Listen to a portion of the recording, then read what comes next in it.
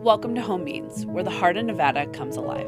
I'm your host, Heather Brown, and this is a place where we uncover the real stories behind the people who make our state extraordinary. From unforgettable adventures to everyday moments that shape us, this podcast is all about the voices, the faces, and the experiences that make Nevada truly unique. Let's dive in and get to the heart of what home means. I'd actually like to dive into Martin Harris Construction because obviously I have gotten to know you over the years, and I am just fascinated by how you guys run your company because, correct me if I'm wrong, you guys are the largest non-gaming employer in the state, or one of? Yeah, we probably, I mean, if you remove unlimited gaming from the program and you remove single family detached housing. So we do multifamily, we do schools, we do everything but unlimited gaming, meaning the Las Vegas Strip or even unlimited gaming in Northern Nevada's office. And we don't do single family detached housing. We're probably number one or number two, but you know, the statistic that we love the most is that once people come to Martin Harris, they don't leave. And there's a reason. You know, this is a place where we're managed completely solely and only off of 5 core values. They're the 5 core values that get you hired, are the same ones that make you available to industry, because that's how we speak. We make people available to industry. We don't terminate them, because we want, our 5th core value is all about people and our clients and associates achieving their goals. And rather that's with us or not, we just want you to be happy. Life's too short, and we'll help you get where you need to be. But we're pretty unique that way. Sometimes it's a battle. Our industry, it'd be very, very easy to lurch after I'll say, conventional ways of running a business, but we're a bit unique.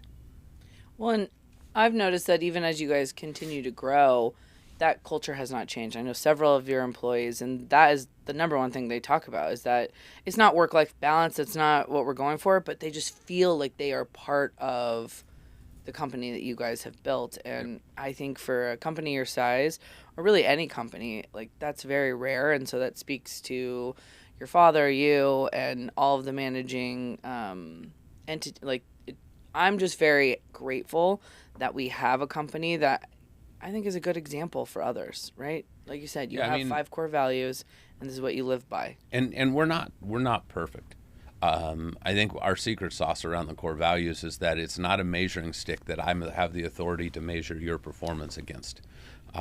We use a term in our company called mere moments. And when stuff goes wrong, and it goes wrong all the time, sure, do you look in the mirror out the window to find blame? And we want to make sure that we are as responsible for everything that our clients experience and everything that our associates experience. I over the last 10 years, construction projects take 25% longer, and they probably cost 50% more. So that's just what the market's doing and what the schedules of things are doing. And so my kind of shift to keep our culture fresh is that we're the largest collection of the coolest people in our industry, and we build really cool stuff to show them off. It's not about the buildings. It is completely about the people for us. And that's one of the reasons why, the gaming space has never been really cool for us. It's really hard on people, and we're not that turnstile employer. We don't understand. I don't have a cultural depth or a leadership ability that allows me to hire 600 people for a job and then lay them all off in 9 months. I just don't have that. I mean, our company runs between 385 and 415 people for 6 years straight now. That's the average we run. And we have an office in Southern Nevada and Northern Nevada, and we just stood up an office in Colorado as well. So, being able to have all of our growth and then stay in that same bandwidth of average associate means that we don't have these big, what I refer to in our company as lurching moments, where we all of a sudden have to spike up to a whole bunch of people and then lay a whole bunch of people off. That's horrible. I don't want to change people's lives like that. I want them to come here and hang out. And I'm not saying that you have to be at Martin Harris forever, but I definitely want you to be proud that you were here. Well, and I've worked in campaigns, and it's that spike and then it's the Yep. unknown, and so I can relate to that. And I also just think, that puts pressure on your business development team to make sure that there's consistency. But that sounds like, because you're not chasing these like one-off things, you're going for consistency in the company, and so Yeah, we never. I mean, our company's success, and we've been in business. This is our 50th year, by the way. So December 1st of 2026 will be 50 years. So we're celebrating this whole year, obviously. And one of kind of the lessons learned in this whole thing is that if you chase projects, failure's right out around the corner. That project burns off really, really, really fast. I mean, it gets done. We build stuff faster in Nevada than they build in any other state in the United States, and that's cool. I mean, it's a lot of fun to watch, the Hard Rock Hotel go up a floor every week. I mean, that's unbelievable. But then every floor is closer to being done. Every floor is closer to that cement finisher having to find another job. Every floor is that crane operator having to find another job. And there's a lot of pressure with that. And on a trade level, 95% of the tradesmen and women just understand the cycle that is construction. Martin Harris has just chose to not fall into that doom loop. We just work really, really hard. When we have our Christmas party and we hand out our lapel pins like the one I'm wearing, and for longevity, we tell people all the time, the average union carpenter gets 5 W-2 forms a year. wow. The average union carpenter that works for us gets a 5-year pin, gets a 10-year pin, gets 1 W-2. It's just different, and certain industries, certain verticals within our industry allow us to do that. And so we are really way more about chasing clients than we are chasing projects.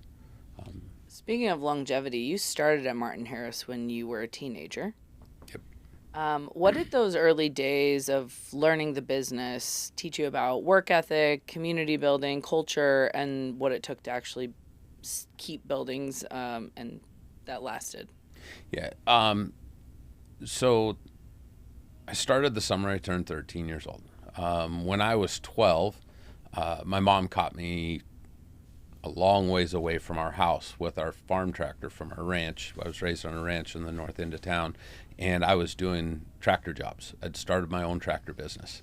I would get up in the morning, and as fast as I could, I'd get dressed, I'd go out, and I would feed the horses, feed the cows, do my chores, and then I'd fill the tractor up with gas, and I would run off to my next tractor job, and I'd go clear people's lots. I would grade their driveways. I'd do whatever they needed to do. And I stole one of my dad's business cards. I got some construction paper from school, and I made my own business cards. My entire marketing plan was, as I never drove past a mailbox I didn't throw a business card in. Back then, we all had different mailboxes, right? I mean, dating myself a little bit. And so that was my plan. My mom never understood why all these people were calling asking for Martin's tractor service. So when she finally caught me, I was at a gas station. It was quite a ways away from the house, and she caught me filling up with gas, and I had tons of money. I'm 12 years old, right? And life was great. I had it all figured out. And my mom told my dad, look, if he has this much initiative, you better put him to work. And so the next summer, I ended up going to work for Martin Harris and at the Toys R Us store on the corner of Meadows Lane and Decatur. That's where it was my very first job. You asked an interesting question about work ethic. And I think there's something magical about work ethic. It's not a choice. You just have to. And we give our kids too many choices. We never had a choice in our house. You worked, or you worked. Those were the only two options. You worked on the ranch, you worked at home. And when it came time to get up in the morning and go to school, my mom had a lot of different rules, like the stock can't feed themselves. So you have to get up in the morning and feed the animals before you eat. At night, you feed the animals before you eat because they can't feed themselves. I mean, very simple work rules, but if you sit back to it, they're all ingredients to what we refer to as a work ethic. my mom just had the biggest heart in the world, and she would not let her boys fail. And it's me and my little brother. And my dad, in his own testimony and his own story, he'll make the statement, my mom raised us for the first 18 years, and then he took us from there. And you know, I was 13, my brother was 10. We both started going to work with my dad at 3 o'clock in the morning. We would sleep under a desk in the office until 5:30 or 6 o'clock when a superintendent would come in and pick us up and take us to work. And you know, I tell this story all the time. The biggest difference between what my children are going through right now, my children work in our company, and what I went through is they came in 10 years later than I did. They came in when they were in their mid-20s. The change in the way we mentor and guide our young people today is embarrassing. We are so worried about teaching somebody to take our job, or us being irreplaceable, or you know, them outgrowing or outrunning us. And I see this with my own kids every day, because I sit and I talk to my children all the time. Look, you choosing to work inside of Martin Harris Construction is at your peril, not mine. I'm not doing any of this to you. This is at your peril. And when I was growing up in the craft and trade, they were so hard on me. I mean, it was me and my little brother, we got away with nothing. But nobody would ever let us fail. Because if we failed, they failed my father. Today, those people that are sold out to the success of the next generation of family, the next generation of leaders, and it doesn't even have to be my kids, just the way the next generation is treated in the workforce, in the workplace today, it's embarrassing. Instead of understanding a very fundamental that my dad taught me a long time ago was, I have no obligation to do anything more with you today than what your current job description is as an employer until you have effectively replaced yourself. If you find somebody, pour into them, mentor them, guide them, and make them unbelievable at their job, at that point in time, you can come to me and tell me you're ready to do something else, and I'm obligated to do something else with you. But until then, I'm not. That's not my thing. Until then, you do your job description, and people just don't build one another anymore. And it sounds like because you started at such a young age, and these field supervisors weren't going to let you just slack off, but they also weren't going to let you fail because they didn't want to. It sounds like once you moved into the boardroom and moved up into Martin Harris, you had that fundamental, you knew that nobody gave you, you know, any slack, but you also knew that you earned it and that they were there to mentor you. Yeah, and you know enough people in our company, they don't get away with anything either. But I would suffer a bunch before I let them fail. Yeah. And you know, I believe in the value of empathy and being a truly empathetic leader, being an empathetic mentor, being somebody that can step in and understand that I play a role in your success. I really do. I don't own it. I'm not responsible for it, but I play a role in it. And two things that are important to be an empathetic leader is to, number one, ask what people need from you for them to be successful. Number two, actually provide it. I mean, there's so many people out there. Horrible example. You have a hardship in your family, and somebody, how many times have you heard somebody go, give me a call if you need something, right? What a disingenuous, absolute disingenuous statement that has become. Because it used to actually mean that, call me if you need something. Mm-hmm. Now it's just a way to get out of an uncomfortable goodbye, right? How many people actually call? Not very many. And I can tell you, when I say give me a call if you need something, I'm legit, and I will follow through. You'll probably not meet anybody more willing to be wrong than me. But if me being wrong to benefit you getting better at your job, that's a fee I'll pay. I will challenge your thinking. I will challenge the way you look at stuff. I will challenge the tactics that you use. I'll challenge the strategies that you'll use. And you may not use anything I throw out, but I will get you to think different. And that's the way my dad ran his company. That's the way my dad runs his life today. You could walk in with an absolute known fact, and my dad will question it and be willing to accept that it was right, but he still just wants to make sure you're thinking different. Yeah. Because it's so easy to just digest information. I mean, everybody's on their phone. We have the world at our fingertips, but just because you see something or read something, if you just take it as fact consistently, right? There's facts that are facts, and then there are facts that sound like opinions that it's okay to challenge. And I think that's where we're at in our world. It's like, it is okay as long as it is a productive conversation and you're not attacking each other and yelling. You need to be able to defend the things that you know. You can't just regurgitate facts, right? And you know what's really funny is if you have one of those truly respectful dialogues and really cool conversations, I never every time that I have one of those really cool conversations with somebody, I've never walk away feeling like I defended my position. Mm-hmm. I was just respected. It was just a conversation. It was just easy. And one of the things that if somebody goes, yeah, you have to have an environment to defend your position. There's no nobility in defending your decision. There is tons of nobility in just having a dialogue, in just a conversation. That's all we're after. So I have tons of people, I'm around in politics and stuff like that, and this world is absolutely littered with people that I very, very robustly disagree with. Mm-hmm. But they've made me really good at my job. They've made me really good at being a dad and being a father and being a husband. There's nothing in the world that will make you better at what you do than to meet somebody that questions the way you do it. Mm-hmm. And that's not defending. That's just having a dialogue.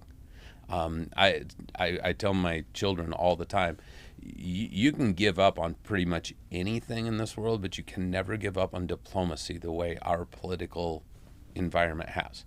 You all of the stuff, the 15-second sound bites you see on TV and everything, the common thread they all have is a gross loss of diplomacy. You used to be able to yell at each other and have a cocktail afterwards. Today, you yell at each other and you have to hire somebody to start your car. That's a messed up place we've gotten to. Yeah, we're definitely losing that soft power of diplomacy. And yes. I've brought it up actually several times in Board of Regents meeting because I do think that we have to have an open dialogue. I want to say I'm a better citizen because I sit down with people and have conversations across the board. I want you to tell me why you think my position is wrong. I don't want to be wrong. That's not the right way to put it, but like, I want to know all the facts and angles, and I am more than willing to change my opinion on something if I feel like new information has been. But so many people don't have those conversations. They stay in their siloed bubbles. Yep. They, so I do want us to get back to and start to value. I like the diplomacy, but it's really soft power. Do you know what would be really awesome? Is if you're not qualified to be in a conversation, shut up. Think about it, right? Yeah. I mean, how many times have we sat in meetings or environments in large-scale gatherings and had people actually throw out an opinion on something they're not even qualified to speak on? And I do it. I mean, it's how these social environments that we find ourselves working, and that's how it happens sometimes. But I'm talking about when you and I are sitting down and you're like, hey, tell me more about. First thing I'm going to ask you is, what are you going to do with it? Mm-hmm. Because if we're going to debate it, but yet there's no place for it to go, it's pointless. And life is short. Look, life is so short. You can pick up the newspaper every single day and read about anybody that lost their life way too soon. What do you want the last thing people say about you? What do you want that last interaction to be? The fact that you were pissed off at each other at a regents meeting? And no. Live your eulogy. Live your life every single day, every single minute, the way you want people to talk about you at your funeral. It's way more kind. A lot more will get accomplished. And you'll have a respect for one another that just you can't mandate or legislate. You don't need the rule books if you just behave well, right? I'll tell you, Senator Bryan told me that some of the best things he ever did were the email he didn't send, the press release he didn't put out, the conversation he ended early. Yep. And that has stuck with me since we chatted because it is so true, right? You don't have to be the loudest voice. To your point, like, what do you want people to know about you? Yep. That you were consistent, that you were authentic, and being the loudest and the most vocal is not always going to get you there. No. And it rarely does. I mean, it absolutely rarely does. I would tell you that I have way more respect for people that are convicted to a belief than I have for people that try to catch up to a belief, right? I mean, we're in a catch-up society. Everything's on your phone. You can learn everything you need to know about anything. And with what generative AI does and all this other crud going on right now, you really don't know what somebody's genuine position is on anything, or even their knowledge base, right? And yeah, in my world, I absolutely long for genuine relationships. You are a great example of that. I have very, very few relationships inside or outside of my business that aren't a very purpose-driven relationship. You and I just hang out. Our relationship started out to you juicing me into an alumni cocktail affair in Washington, D.C., right? Yeah. And didn't go to UNLV. Whoop, don't tell anybody, right? Because I've been to 3 of them now. And I follow you in there. Yeah. I don't want anything from you. I don't need anything from you.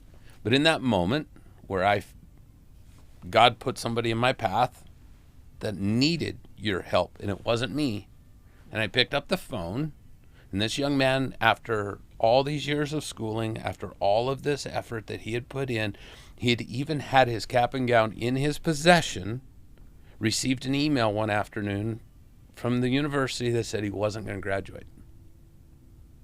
And when I gathered the facts and I shared the facts with you, you simply said, that's not right. And it got worked out. And he got to walk, and everything was great.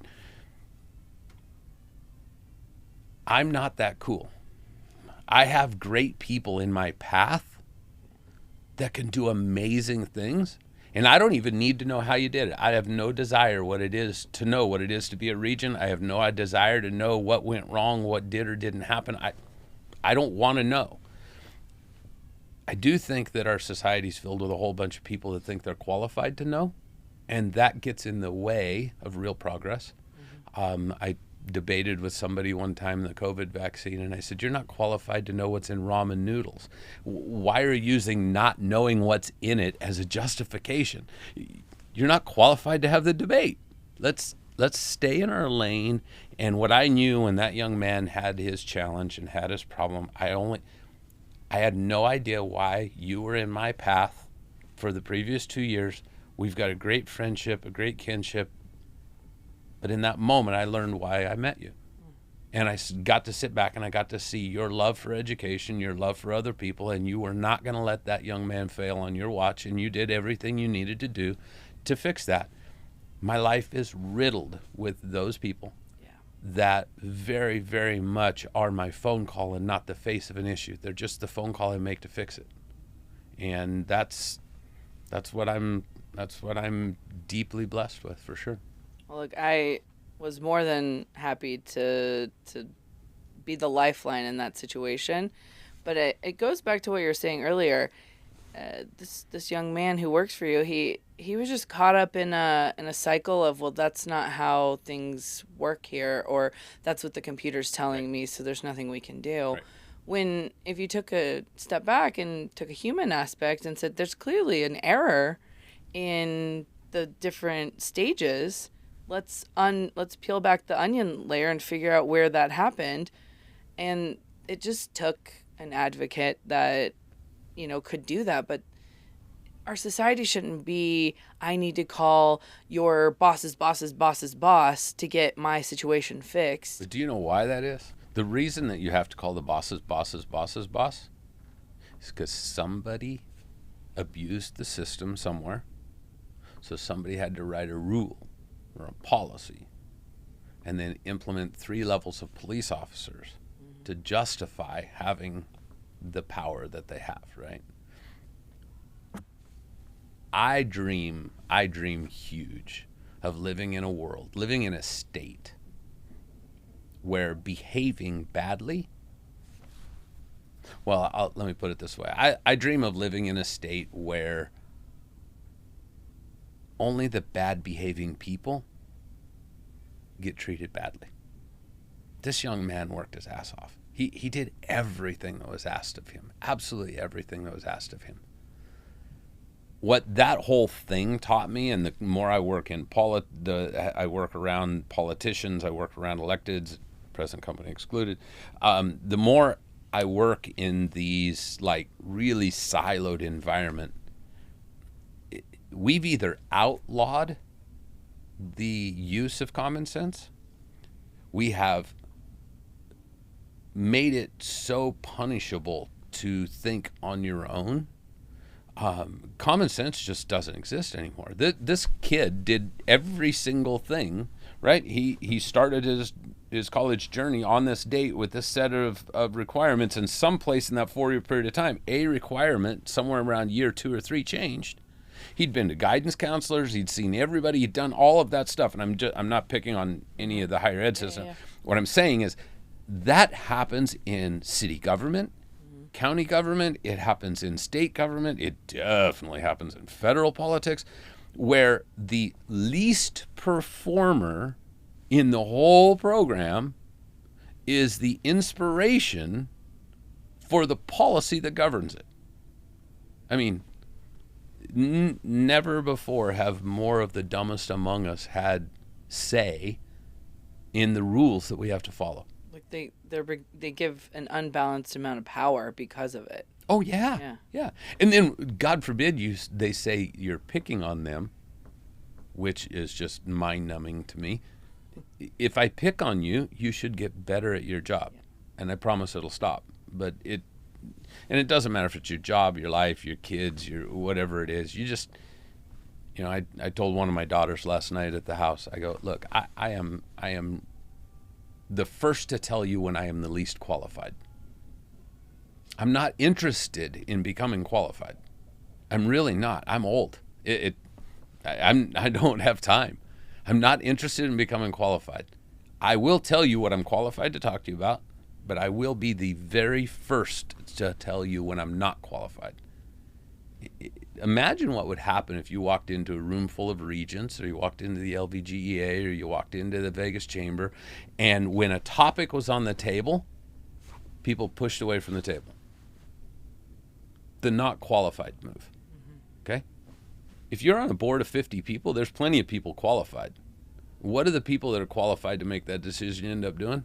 Badgering and bantering with the people that aren't even qualified to try to win them over.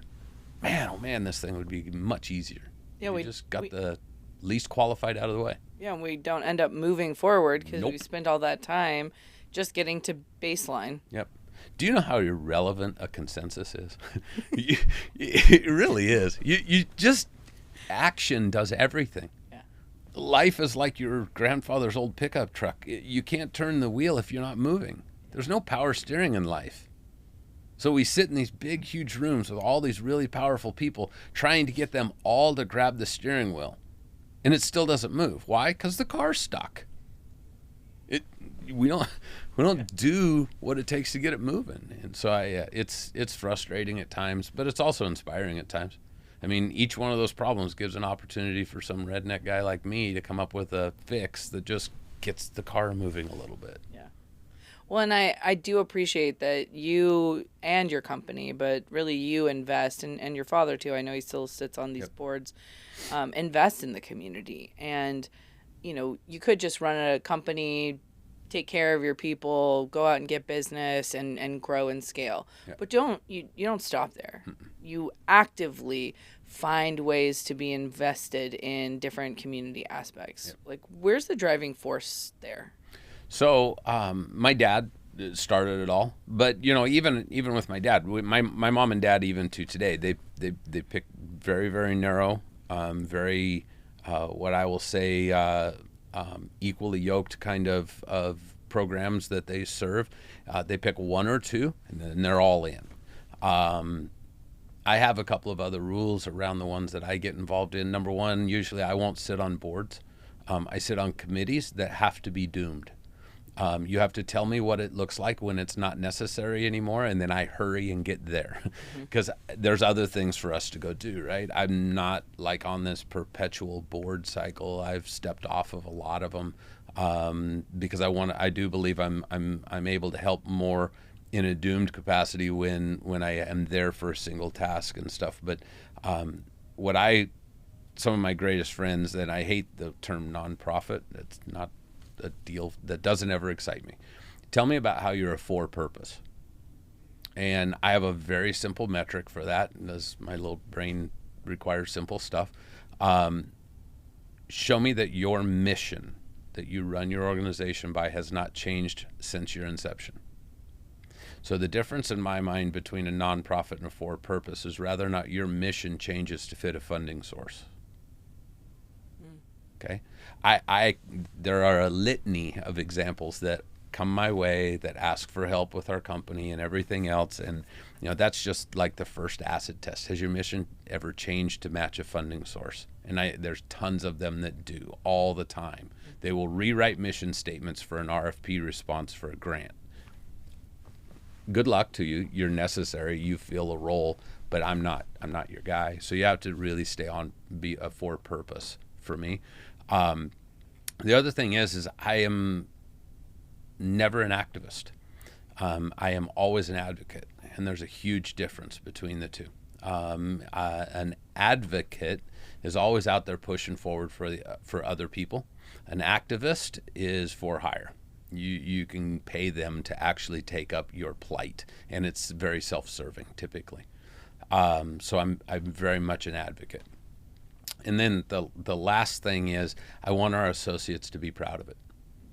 And this is weird because I don't have a like personal life and professional life. I have 24 hours in a row, and I manage everything in one calendar on one phone through one process. And what I can say is that I always want to be held accountable, and I'm always very, very concerned about where our associates see me and where they see the resources of Martin Harris Construction being placed. Martin Harris Construction is a huge organization that is, in my opinion, we have an obligation to the associates that help build us and help make us the company we are. That's why in our partnership with the Golden Knights, you don't see us have a dasher board in T-Mobile. We have a dasher board, but it's at City National on the A sheet where all of my associates' kids go and skate. And I get the text messages of people taking pictures in front of our sign on the dasher board at City National. And that's way, way more effective for the heart of our company than to have a dasher board on the ice at T-Mobile. I'm not going to win a job from that. Yeah. I'll keep people. Our associates will choose to stay at Martin Harris because they see where we put our resources.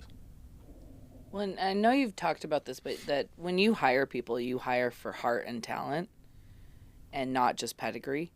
And so if maintaining these people that you've gone out and found, good people who are dedicated to the cause and are going to do their job and invest in the culture, I mean, it makes sense that that's where you're also going to choose to put your sponsorship dollars and your access. Yeah, we just did a really fun endowment with UNLV Athletics, and it was funny because everybody gets courted at the status of our company. Everybody that's got a company like ours gets asked to do an endowment, support the university. What are you going to do? On and on. And I haven't always had a great relationship with the university. Martin Harris hasn't. And frankly, you fixed that. You introduced me to President Whitfield in one of our very first come with me to this place you're not supposed to go deals in Washington, D.C., because I wasn't qualified to be in the room. And you sat me right in front President Whitfield and you said, you guys need to talk. And we did several times, and it's fixed our relationship. So when Eric came and he's like, hey, I want you to do something with athletics, and I started looking at it, and again, this is just the way my little brain works. There's only one aspect of UNLV athletics that runs year-round, and that's sports medicine. Mm-hmm. And so my brain immediately said, that made sense, because our associates will see our name and our likeness go out with every sports medicine bag, with every sports medicine uniform, on every insignia in sports medicine. Martin Harris is associated, and it is the one part of athletics that runs all year round. If you have a student athlete that takes a summer class, there has to be a sports medicine person on staff to take care of their injury or to take care of that athlete if they're in a recovery mode. So, for purpose, sports medicine is hugely important. Visible for our associates to see where we invest our resources and our blessings. Not everybody will go see a UNLV football game or a basketball game, but somebody's following their golf, somebody's following baseball, somebody's at a soccer game. So, it's unbelievable how many sports programs we have, and they're all supported by sports medicine. Mm-hmm. And so it just made huge sense.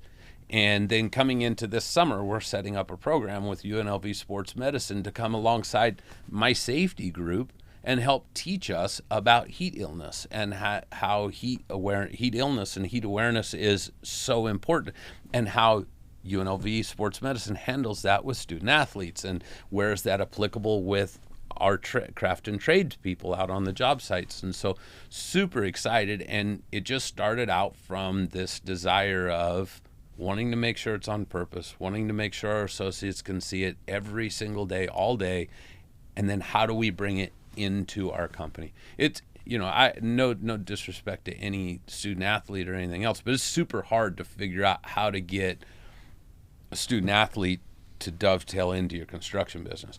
But it's super easy to take all of what sports medicine knows about the effect of extreme heat on muscles and recovery and apply that to a carpenter. That's super simple. And it'll be pretty cool when that comes together this year. I love how your brain works, because it's a scary place. Let me tell you that when you explain it out loud, it makes total sense. Yeah. But I guarantee if you would have pitched it like, hey, figure out how the two connect, I bet you sports medicine would have never come up. No, it's funny. Stephanie up north in northern Nevada, UNR, she's amazing, by the way. I had a couple opportunities to meet her, and with the new arena and stuff, we're spending a little more time together. She actually straight up asked me, how in the world did a construction company pick sports med as your endowment recipient? Do you have cousins? Do you have children? Do you have siblings that are in sports med? Nope. But I am riddled with tradesmen and women that get hurt. So if there's some way that we can get them back to work faster or prevent hurting them from something that's learned in the world of sports medicine, it continues to morph, and it continues to become more and more of an opportunity, and it gets me obviously more and more excited about it. So she was really fun, because we partnered with women's sports program up at UNR and at UNLV, and we sent Martin Harris did a sponsorship, and we sent 20 female athletes to the business of her at the Sahara this year. And so I'm always looking for unique and different ways of helping our university, rather that be through athletics or whatever the case may be. But that's just a really good callback to what we started this conversation with, is we don't need to change our community, but we do need to be creative on how we connect all the different components of it. And so things are growing together and not growing in silos. Yeah, and I think, if we lose a little self-importance and we replace that with some empathy, and just understanding that, hey, when that young man called and he wasn't going to walk, I can't fix that. But I made 2 phone calls and then I got out of the way. Mm-hmm. And that's having the humility to just get out of the way sometimes is a really good gift too. I've got ADHD as well. Let me know when you start seeing sound.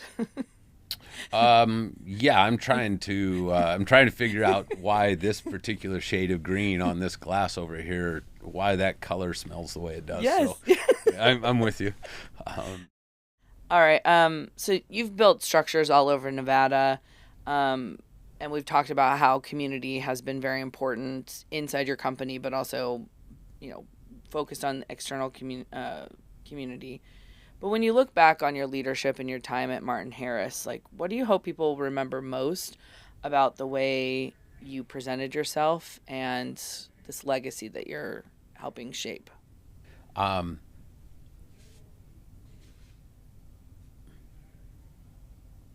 I just want people to be better for it. I just if we spend 2 minutes together, if we spend 2 hours together, 2 days together, I just want you to be better for it. I want our clients to be better for the decision of hiring our company. I want our associates to be better for choosing what teams they work on and who they work with. I want my children to be better for me being their dad. I want my wife to be better for me being her husband. I just want people to be better for it. I mean, that's the best answer anybody could say because at the end of the day, you've lived your life and you only have one life to live. And as long as you're happy with the way you've lived it, Yep, I think that's the best thing that people can for say. sure. So, thank you so. Of course. I always enjoy hanging out with you. I know It's this has fun. just been a really fun interview, and Thank you. I just appreciate you being on the podcast. Of course. We're gonna do rapid fire, Okay. and let's see how.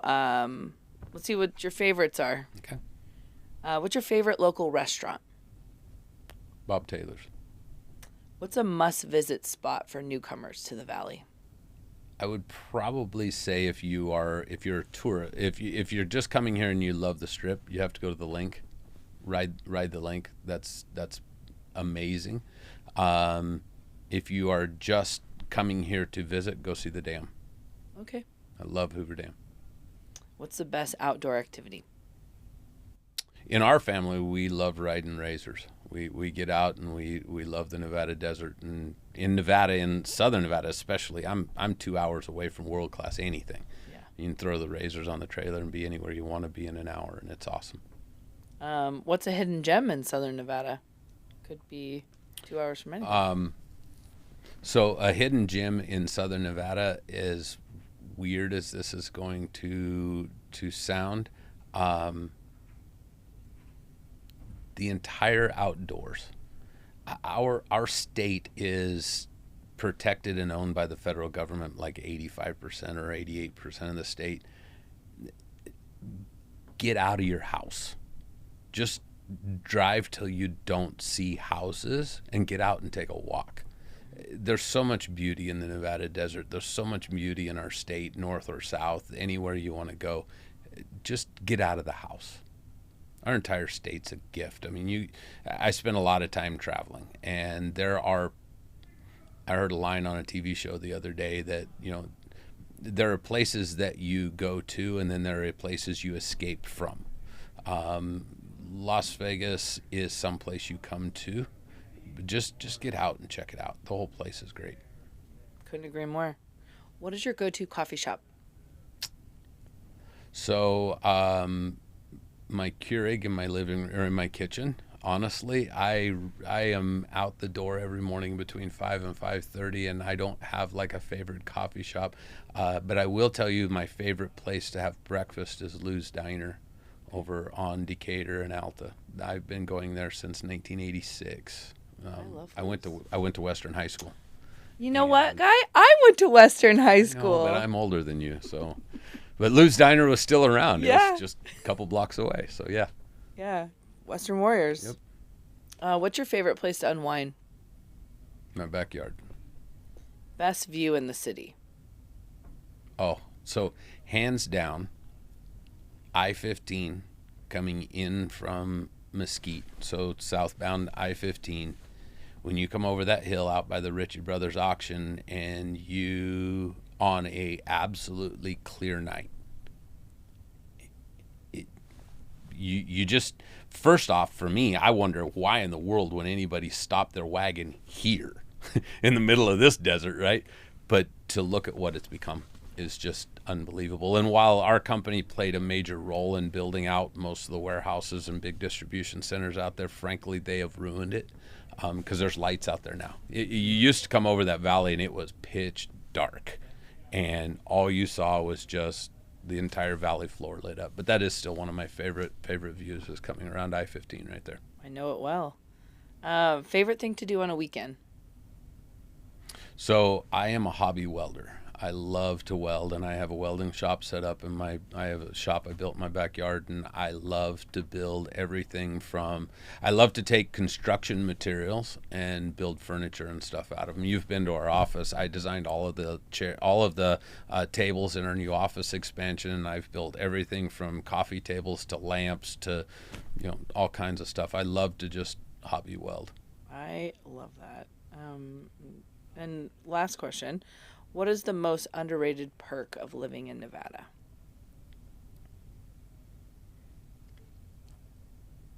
I don't think anybody takes into consideration how diverse our population is. We always talk about needing culture and needing it. The diversity of our population and the people that call Las Vegas or call Nevada home, that diversity is more diverse than it's ever been before, and I think is a superpower. It's amazing. I learn more from people that have only lived here for 2 years than I do for people who have lived here forever. You just have to listen for it. Yeah, I couldn't agree more. It's nice that we have viewpoints from everywhere, and that then people want to come and we haven't lost who we are yet. Yeah. I mean, that's you hear it joked about. We've been pretty good about keeping that at bay. Yeah. Well, thank you again. Appreciate you. Appreciate you. Absolutely.